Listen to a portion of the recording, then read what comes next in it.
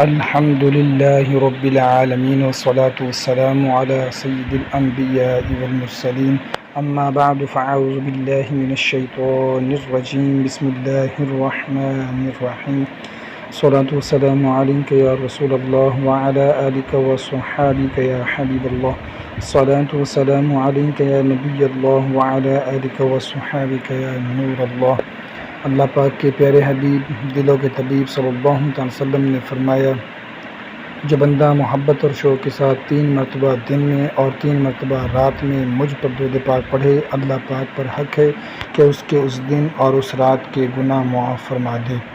فرمان مصطفیٰ صلی اللہ تعالی علیہ وآلہ وسلم، سچی نیت سب سے افضل عمل ہے۔ علامہ ابن جوزی رحمۃ اللہ علیہ فرماتے ہیں، ایک بچہ مدرسے میں اپنی تختی دھو رہا تھا، پانی سے تختی کی سیاہی نہ اتری تو بچے نے ایک رسی لی، اسے پانی سے گیلا کیا، پھر رسی پر مٹی لگائی اور اس کے ذریعے صحیح دھونے لگا۔ قریب ایک شخص کھڑا یہ منظر دیکھ رہا تھا۔ تختی دھونے کا یہ نرالا انداز دیکھ کر اس شخص نے کہا، بیٹا تختی کو رسی سے کیوں رگڑ رہے ہو؟ بچہ بولا، سیاہی پکی ہے، اسے اتار رہا ہوں۔ اس شخص نے پوچھا، کیا رسی سے سیاہی اتر جاتی ہے؟ بچہ ذہین تھا، فوراً بولا، جی ہاں اتر جاتی ہے۔ کیا آپ نے دیکھا نہیں، رسی سے ڈول باندھ کر کنویں میں لٹکاتے ہیں، پھر کھینچتے ہیں، کنویں کی منڈیر پتھر کی ہوتی ہے، اس کے باوجود رسی کھینچنے سے اس پر گڑھے پڑ جاتے ہیں، یعنی رسی پتھر میں گڑھا ڈال سکتی ہے تو تختی سے سیاہی کیوں نہیں ہٹا سکتی؟ آدمی بولا، بیٹا پتھر میں گڑھا تو ایک مدت گزر جانے سے پڑتا ہے۔ بچہ بولا، جی نہیں، رسی کھینچنے سے گڑھا پڑتا ہے، اگر رسی کھینچی نہ جائے، خواہ صدیاں گزر جائے، کنویں کی منڈیر میں گڑھا نہیں پڑے گا۔ اس کے ساتھ ہی بچے نے نصیحت کرتے ہوئے کہا، اے اچھے انسان، میں نے آپ کو اشارہ دیا ہے، اگر آپ اس میں غور کرتے تو آپ کے دل کی سیاہی بھی مٹ جاتی۔ آدمی نے حیرت سے پوچھا، کیا میرے دل پر بھی سیاہی ہے؟ بچہ بولا، چچا جان، سیاہی کس رنگ کی ہوتی ہے؟ کہا، کالی۔ بچہ بولا، تو گناہوں سے بڑھ کر کالی کون سی شے ہے؟ یہ سنتے ہی آدمی نے چیخ ماری اور ندامت سے رونے لگا۔ بچہ بولا، چچا جان، اب آپ کو دل صاف کرنے کی دوا مل گئی ہے۔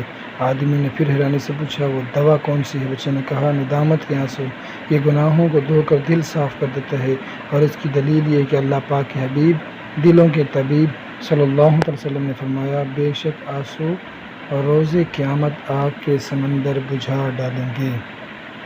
معزز سامعین، ہمارا دل سب سے قیمتی تختی ہے، اسے گناہوں سے پاک کرنا مطلوب دین ہے، یہی اصلاح کا راز ہے، اسی سے آدمی سنورتا ہے، اسی سے کام بنتے ہیں۔ اللہ پاک کے آخری نبی رسول ہاشمی صلی اللہ علیہ وسلم نے فرمایا، سن لو، بے شک جسم میں خون کا ایک لوتھڑا ہے، جب وہ ٹھیک ہو جائے تمام جسم ٹھیک ہو جاتا ہے، اور جب وہ لوتھڑا بگڑ جائے تو سارا جسم بگڑ جاتا ہے۔ سن لو، وہ لوتھڑا دل ہے۔ صحابی رسول حضرت انس رضی اللہ تعالیٰ عنہ سے روایت ہے، اللہ پاک کے پیارے اور آخری نبی رسول اللہ صلی اللہ تعالیٰ علیہ وآلہ وسلم نے ایک شخص کو فرمایا، جو تیرے دل میں کھٹکے اسے چھوڑ دو یہاں تک کہ کوئی کھٹک باقی نہ رہے۔ اس شخص نے عرض کیا، یا رسول اللہ صلی اللہ تعالیٰ وسلم، میں دل کی کھٹک کیسے جان سکتا ہوں؟ فرمایا، جب تم کچھ کرنے لگو تو اپنے سینے پر ہاتھ رکھ کر دیکھ لیا کرو، بے شک دل حرام پر لرزتا ہے، دھڑکن تیز ہوتی ہے، اور حلال کام پر دل پرسکون ہو جاتا ہے۔ اللہ پاک نے ہمارے دل میں یہ خاصیت رکھی ہے کہ برا کام کرنے لگیں تو دل کی دھڑکن تیز ہو جاتی ہے۔ شاید ہم میں سے بہت ساروں کو اندازہ ہوگا، جب بندہ پہلی مرتبہ کوئی برا کام کرتا ہے، دل پر گھبراہٹ طاری ہوتی ہے۔ چور جب پہلی مرتبہ چوری کرتا ہے، یا شرابی جب پہلی مرتبہ شراب پیتا ہے تو دل گھبراتا ہے، دھڑکن تیز ہوتی ہے۔ اگر اس وقت آدمی دل کی سن لے، ضمیر سے اٹھنے والی آواز کو مان لے اور گناہ سے رک جائے تو دل کی یہ کیفیت باقی رہتی ہے، اور اگر بندہ اس وقت دل کی فکر نہ کرے بلکہ برائی کر ڈالے تو آہستہ آہستہ اس برائی کا عادی ہو جاتا ہے، یوں دل پر سیاہی چھا جاتی ہے۔ اندازہ کیجیے پاکیزہ دل کیسی عظیم نعمت ہے۔ بلند رتبہ اولیاء کرام جن کے دل صاف ہوتے ہیں، ان پر گناہوں کی سیاہی نہیں ہوتی۔ معرفت الہی کا نور ان کے دل میں جگمگا رہا ہوتا ہے، ان کے دل کو نیکی اور گناہوں کی جانچ دے دی جاتی ہے۔ خدا نخواستہ اگر اتفاقاً کبھی کوئی معاملہ بھی ہو جائے تو ان پاکیزہ دل والوں کو فوراً کھٹک جاتا ہے اور یہ گناہوں سے بچ جاتے ہیں۔ یاد رہے اولیاء کرام اللہ پاک کی عطا سے گناہوں سے محفوظ ہوتے ہیں۔ شیخ ابو علی دکاک رحمۃ اللہ علیہ فرماتے ہیں، حضرت حارث محاسبی رحمۃ اللہ علیہ کبھی لا علمی میں شک والے کھانے کی طرف ہاتھ بڑھا دیتے تو آپ کی انگلی کی رگ پھڑک جاتی، یوں ہم کو معلوم ہو جاتا کہ یہ کھانا 100% حلال نہیں ہے، اس میں کچھ شبہ ہے۔ ایک مرتبہ آپ کہیں سے گزر رہے تھے، ایک عقیدت مند نے کھانے کی دعوت پیش کی، آپ اس کی دل جوئی کے لیے اس کے گھر تشریف لے گئے۔ آپ نے پہلا ہی لقمہ منہ میں رکھا تھا، اس کو منہ میں گھماتے رہے، نگلنے کی کوشش کرتے رہے مگر نگل نہ سکے۔ آخر آپ نے وہ لقمہ منہ سے نکال دیا، بعد میں معلوم ہوا اس کھانے میں شبہ تھا۔ اس طرح بہت سارے علماء کرام ہیں جن کو حرام اور مشکوک کھانے کا علم ہو جایا کرتا تھا۔ اللہ پاک قرآن کریم میں فرماتا ہے وَلَا يَكُونُوا كَالَّذِينَ أُوتُوا الْكِتَابَ مِن قَبْلُ فَطَالَ عَلَيْهِمُ الْأَمَدُ فَقَسَتْ قُلُوبُهُمْ،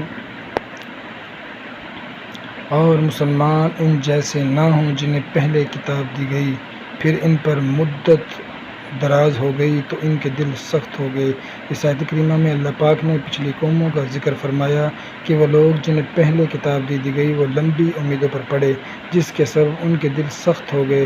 بس اے مسلمانوں، اے محبوب ذی وقار تاجدار مدینہ صلی اللہ علیہ وسلم کے سچے غلاموں، تم ہرگز ان اہل کتاب جیسے مت ہو جاؤ بلکہ لمبی امیدوں سے بھی بچو اور اپنے دل کی بھی خوب حفاظت کرو۔ ترمذی شریف کی حدیث پاک ہے، اللہ پاک کے حبیب دلوں کے طبیب صلی اللہ علیہ وسلم نے فرمایا، سخت دل والا سب سے بڑھ کر اللہ پاک سے دور ہے۔ حضرت مالک بن دران رحمۃ اللہ علیہ فرماتے ہیں، بندوں کو جو سزائیں دی جاتی ہیں ان میں سے سب سے بڑی سزا یہ ہے کہ بندے کا دل سخت کر دیا جاتا ہے۔ ایک حدیث شریف میں ہے، بے شک اللہ پاک تمہارے جسموں اور صورتوں کو نہیں دیکھتا بلکہ اللہ پاک تو تمہارے دل دیکھتا ہے۔ امام غزالی رحمۃ اللہ فرماتے ہیں، اس حدیث پاک سے معلوم ہوا رب العالمین کی نظر کا مقام ہے، دل رب العالمین کی نظر کا مقام ہے۔ تعجب ہے اس شخص پر جو ظاہر کو سنوارنے کا اہتمام کرے، اپنا ظاہر دھوئے، میل کچیل سے ستھرا کرے تاکہ لوگ اس کے کسی ظاہری عیب کو نہ دیکھ سکیں، مگر دل کی صفائی کا اہتمام نہ کریں جو رب العالمین کی نظر کا مقام ہے۔ اللہ اکبر! اے عاشقان رسول، غور کا مقام ہے۔ ہم نیند سے اٹھ کر جب تک منہ دھو نہ لیں گھر سے نکلنا گوارا نہیں کرتے، کپڑے میلے ہیں تو لوگوں کے سامنے جاتے ہوئے ہمیں جھجک محسوس ہوتی ہے، مگر افسوس دل میلا ہے، دل پر گناہوں کی سیاہی چڑھی ہوئی ہے، دل میں برے خیالات ہیں، بدگمانیاں، تکبر، غرور ہے، دل میں حسد کی آگ جل رہی ہے، ہمیں اس کی ذرا فکر نہیں ہوتی، حالانکہ دل رب کریم کی نظر کا مقام ہے۔ دل کی بیماریاں بے شمار ہیں اور ان کے علاج بھی بہت زیادہ ہیں۔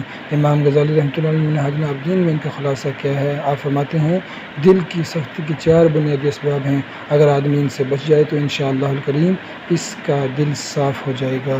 دل کی سختی کا پہلا سبب ہے لمبی امید، یعنی لمبے عرصے تک زندہ رہنے کا یقین، یہ دل کی سختی کا بنیادی سبب ہے۔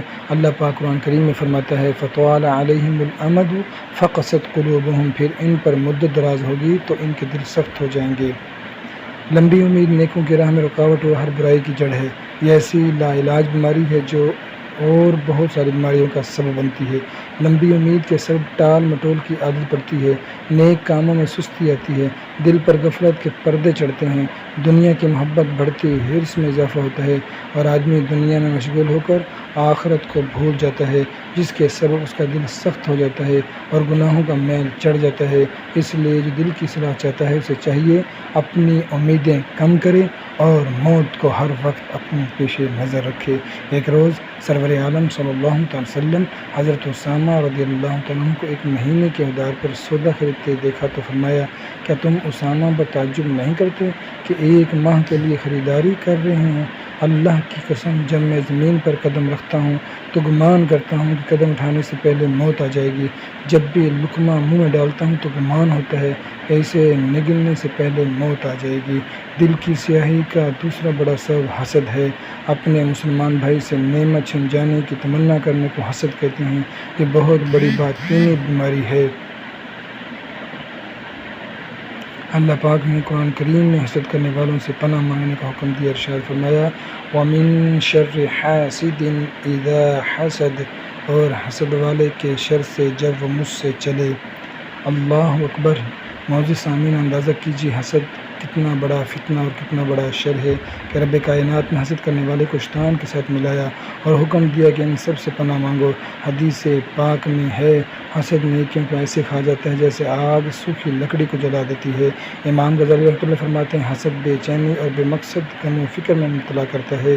حسد کی وجہ سے انسان ذلت محرومی کی لعنت میں گرفتار ہو جاتا ہے، اور حسد کی ایک بڑی تباہ کاری یہ ہے کہ حسد دل کو اندھا کر دیتا ہے، یہاں تک کہ اللہ پاک کے احکام سننے اور سمجھنے کی صلاحیت ختم ہو جاتی ہے۔ لہٰذا جو شخص اپنے دل کی اصلاح چاہتا ہے اسے چاہیے کہ حسد سے بچے، جو کچھ اللہ پاک نے عطا فرمایا اس پر راضی رہے، دوسروں کو میری نعمتوں پر نظر نہ رکھے، لالچ مال دولت کی محبت سے بچے، موت کو یاد کرے۔ حسد سے متعلق مزید معلومات کے لیے ہمیں زیادہ سے زیادہ علماء کرام کی کتابوں کا مطالعہ کرنا چاہیے، علماء کرام کے بیان کو سننا چاہیے تاکہ ہماری دل کی اصلاح ہو۔ دل کی سختی اور اصلاح میں ناکامی کا تیسرا بڑا سبب ہے عجلت، جلد بازی، یعنی کوئی بھی کام بغیر سوچ سمجھے، بغیر غور و فکر کے گزرنا۔ جلد بازی دو طرح دل کو بگاڑا اور اصلاح میں ناکامی کا سبب بنتی ہے۔ نمبر ایک اس طرح کے دل کی اصلاح کے لیے وقت درکار ہے۔ اگر کسی ولی کامل کی نگاہ عنایت نصیب ہو جائے تب تو ایک ہی نظر میں دل پاک صاف ہو جاتا ہے، ورنہ اس کے لیے بہت محنت کرنی پڑتی ہے۔ نیک اعمال سے آہستہ آہستہ دل پاک ہوتا ہے، بلکہ دل گناہوں کی سیاہی میں اٹا ہوا ہو تو ایک طویل عرصے تک نیکیوں کی عادت بناتے لگ جاتا ہے، پھر کہیں دل کی سیاہی اترنا شروع ہوتی ہے۔ مگر جلد باز آدمی اتنا صبر نہیں کرتا، وہ 2-4 دن کوشش کرتا ہے، بظاہر فائدہ نہیں دیکھتا تو ہمت ہار بیٹھتا ہے، یوں اس کے لیے دل کی اصلاح کر پانا انتہائی دشوار ہو جاتا ہے۔ اس لیے دل کی اصلاح چاہیے تو ضروری ہے کہ آدمی جلد بازی چھوڑ دے اور دل کی صفائی کے لیے نیکیوں میں لگا رہے، کوشش کرتا رہے۔ عجلت کے سبب دل کے سخت ہو جانے کی دوسری وجہ ہے کہ دل کی اصلاح کے لیے بہت ضروری ہے، اور پرہیزگاری کی اصل یہ ہے کہ بندہ ہر کام ٹھہر کر غور و فکر سے کرے۔ جب آدمی صبر و تحمل اور غور و فکر کے بجائے جلد بازی سے کام لے گا، غور و فکر نہیں کرے گا، تو اس کا گناہوں میں مبتلا ہو جانے کا سخت اندیشہ ہے۔ مثلاً وہ بے سوچے سمجھے بولنے کا عادی ہو تو جھوٹ، غیبت، چغلی وغیرہ گناہوں میں پڑ سکتا ہے۔ اگر بغیر سوچے سمجھے کھانے کا عادی ہے تو حرام کھانے میں مبتلا ہو سکتا ہے۔ یوں جلد باز کے گناہوں سے بچ پانا سخت دشوار ہے، اور اگر گناہوں سے نہ بچ پایا تو دل کی اصلاح کیسے ہوگی، بلکہ گناہوں کی مزید سیاہی دل پر چڑھتی جائے گی۔ اس لیے دل کی اصلاح کے لیے ضروری ہے کہ بندہ جلد بازی سے بچے، بردباری اور تحمل مزاجی سے اپنائے، ہر کام غور و فکر کے ساتھ تحمل مزاجی اور بردباری سے کرے۔ اس کا ایک بہترین طریقہ یہ بھی ہے کہ ہر جائز کام سے پہلے چند سیکنڈ رک کر اچھی نیت کرنے کی عادت بنا لیں۔ اس کی برکت سے انشاءاللہ الکریم ثواب بڑھے گا۔ ہر نیک اور جائز کام میں اللہ پاک کی رضا کی نیت شامل رہے گی تو انشاءاللہ الکریم دل جلد پاک ہو جائے گا۔ دل کی سختی کا چوتھا بڑا سبب ہے تکبر۔ خود کو دوسروں سے بہتر سمجھنے کا نام تکبر ہے۔ یہ تو انتہائی تباہ و برباد کرنے والی دل کی بیماری ہے۔ اگر خدا نخواستہ تکبر پختہ ہو کر غالب آ جائے تو اس سے نجات ملنا سخت دشوار ہو جاتا ہے، بلکہ بعض اوقات تو تکبر کے سبب دل پر مہر لگا دی جاتی ہے۔ اللہ پاک قرآن کریم میں فرماتا ہے كَذَلِكَ يَطْبَعُ اللَّهُ عَلَى كُلِّ قَلْبٍ مُتَكَبِّرٍ جَبَّارٍ۔ اللہ یوں ہی مہر کر دیتا ہے متکبر سرکش کے سارے دل پر۔ معلوم ہوا تکبر دل پر مہر لگنے کا سبب ہے، اس لیے ضروری ہے کہ بندہ تکبر سے ہمیشہ بچتا رہے، عاجزی کا پیکر بنے۔ حدیث پاک میں ہے جو اللہ پاک کے لیے عاجزی کرتا ہے اللہ پاک اسے بلندی عطا فرماتا ہے۔ مٹا دے اپنی ہستی کو اگر کچھ مرتبہ چاہیے کہ دانہ خاک میں مل کر گلے گلزار ہوتا ہے۔ دل کی سختی کے 4 بنیادی اسباب ہیں: لمبی امیدیں، حسد، جلد بازی اور تکبر۔ ہمیں ان چاروں سے بچنا ہے۔ لمبی امیدیں نہیں پالنی بلکہ موت کو ہمیشہ یاد رکھنا ہے، یہی تصور باندھنا ہے کہ بس موت آنے ہی والی ہے۔ حسد کی آگ میں نہیں جلنا، جو اللہ پاک نے عطا کیا اس پر شکر گزار رہنا ہے اور ہمیشہ دوسروں کا بھلائی چاہنا ہے، کبھی کسی کو برا نہیں سوچنا، کبھی بھی جلد بازی سے کام نہیں لینا، ہر کام غور و فکر کے ساتھ آرام سے، تحمل سے کرنے کی عادت اپنانی ہے۔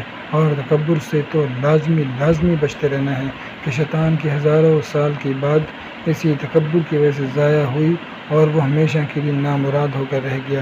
یہ 4 کام کریں گے تو انشاءاللہ الکریم دل کی اصلاح ہوگی، دل اجلا پاک صاف ہو جائے گا۔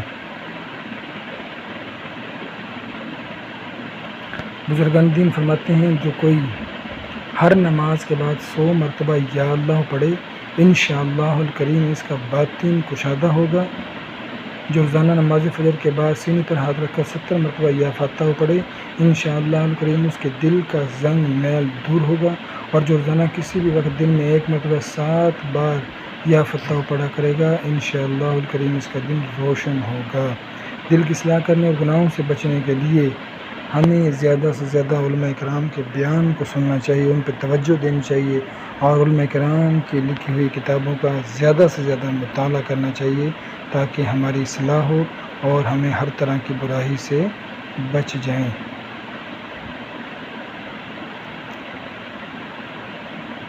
اللہ تعالیٰ سے دعا ہے جو کچھ سنایا اس پر ہم سب کو عمل کرنے کی توفیق عطا فرمائے، ہر طرح سے برائی سے بچنے کی توفیق عطا فرمائے اور دل کی اصلاح کرنے کی توفیق عطا فرمائے۔ آمین بجاہ النبی الامین صلی اللہ تعالی علیہ